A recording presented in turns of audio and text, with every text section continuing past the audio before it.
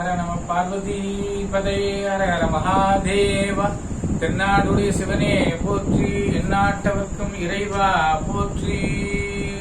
சதாசிவ சமாரம்பாம் ஸ்ரீகண்டாச்சாரிய மத்தியமாம் அஸ்மதாச்சாரிய பர்யந்தாம் வந்தே குரு பரம்பராம். ஸ்ரீ குருभ्यो நமः.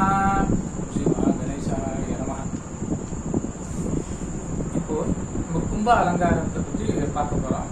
கும்ப அலங்காரம் என்பது கும்பாபிஷேகத்தில் ஒரு பகுதி. அதாவது யாகசாலையில் வேதிகையில் எப்படி கும்பத்தை அலங்காரம் செய்து அதில் நிர்மாணிப்பது என்பதை பற்றி நம்ம பார்க்க போறோம். அதாவது சுவாமிக்கு சுவாமியோட கடத்துல கும்பத்துல முக்கால் ஜலம் இருக்கணும். முக்கால் ஜலம் ஃபில் பண்ண நிரப்பிட்டு அதுல அந்த கலசத்துக்குள்ள ரத்தனம் போடணும். ரத்னங்கள் அரசு பட்டை, மாமரத்து பட்டை, ஆலமரத்து பட்டை, அப்புறம் பசுந்தளிர் இலை, இதெல்லாம் அதுல போடணும். அப்புறம் மாதுளம்பழம் அதுல போடணும். கோரோச்சனை, ஏலக்காய், கிராம்பு, பச்சை கற்பூரம் இதெல்லாம் அதுல போட சொல்லிருக்கு சிவாகமத்துல. அதெல்லாம் போடணும்.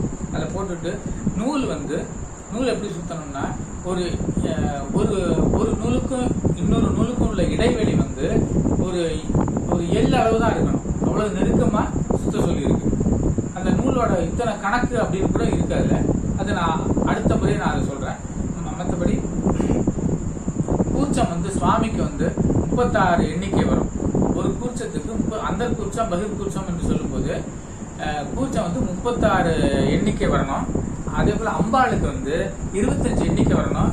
மற்ற சுவாமிகளுக்கு வித்யேஸ்வரால், மகாகணபதி, சுப்பிரமணிய இவாளுக்கெல்லாம் 15 வரணும். அப்புறம் அதாவது நூல் சுத்தும் போது எல்லளவு தூரம் இருக்கிறது சொல்லியிருக்கு. அதுதான் உத்தமம். அதாவது கஜநேத்திரம்னு சொல்லியிருக்கு. அது கஜநேத்திரம் என்பது அதமம் ஆயிடும். ஒரு யானையினோட கண்ணளவு வித்தியாசம் ஒரு நூலுக்கும் இன்னொரு நூலுக்கும் வைத்தால் அது அதமம். அது மாதிரி செய்யக்கூடாது.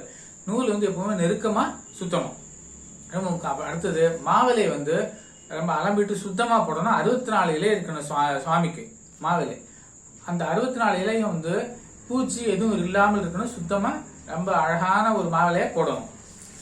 அடுத்தபடியாக அதுல அந்த சுவாமியோட கலசத்துக்கு வஸ்திர அளவு 10 முழம் இருக்கணும். அம்பாளுக்கு 8 முழம் இருக்கணும். மற்ற சுவாமிகளுக்கு 6 முழம் இருக்கணும். நவகிரகங்களுக்கு 2 முழம் தான் இருக்கணும்.